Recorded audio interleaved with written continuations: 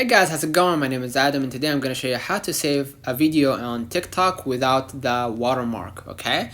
Now what I'm going to do, I'm going to just go ahead right here and let's say for example I want to download this this video. If we click the share button right here at the below right corner, you're going to see right here save video, but they will save it with the TikTok logo in it. So what you're going to do here, copy the link of this video, go back to your screen, go ahead to your browser, okay? In your browser, you're gonna just open a new tab and you're gonna search for something called TikTok, okay?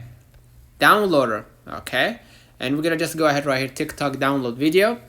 And you're gonna select any website, which I recommend you to choose the second result right here, TikTok downloader, okay? Just paste the link right here that you just copied from TikTok account. And you're gonna just go ahead right here, all of it without a watermark. Even you can download the video with a high quality without the watermark, okay?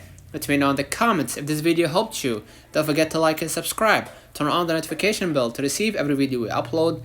Thank you for watching. See you in the next one.